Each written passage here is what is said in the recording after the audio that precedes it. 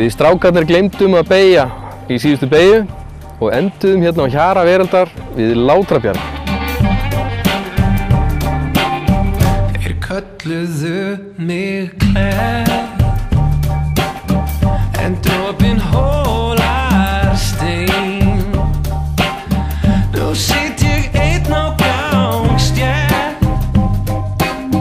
á manni leiðina heim.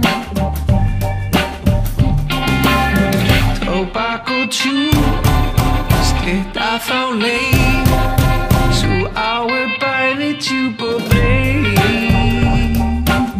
sú á bæði djúp og breið.